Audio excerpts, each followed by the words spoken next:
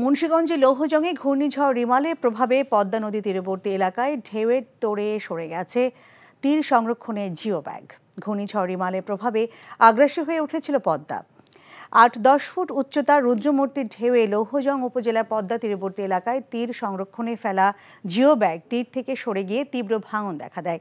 পানি কমে গিয়ে পরিস্থিতি কিছুটা স্বাভাবিক হলেও এখনও হুমকিতে রয়েছে বিস্তীর্ণ এলাকা ও শত শত বসত বাড়ি সহ নানা স্থাপনা। তীরের মাটি ভেঙে পড়ছে নদীতে। আতঙ্কে নির্ঘুম রাত কাটাচ্ছে পদ্মা তীরের মানুষ। সমস্যার সমাধানে দ্রুতই ব্যবস্থা গ্রহণের কথা জানিয়েছে স্থানীয় পানি উন্নয়ন বোর্ড। কমসে কম ২০-২৫টা ঘর আমাদের এই লাইনে এই নদীতে নিয়ে গেছে। ৬-৭ বার নদীর ভাঙনের ক্ষেত্রে বলতে পারে ১.৫ কিলোমিটার আমাদের বেশি ক্ষতিগ্রস্ত হয়েছে। বাকি সব জায়গায় ওয়েভের অ্যাকশন হচ্ছে, কিছু কিছু ক্ষতিগ্রস্ত সব জায়গায় হচ্ছে। কোস্টাল এলাকার মতো ওয়েভ অ্যাকশন হচ্ছে এবং এটা প্রায় ২ দিনের মতো কন্টিনিউ করছে। সেই জন্য অনেক জায়গায় কিছু কিছু ক্ষতিগ্রস্ত হয়েছে। ১.৫ কিলোমিটার সবচেয়ে বেশি ক্ষতিগ্রস্ত হয়েছে।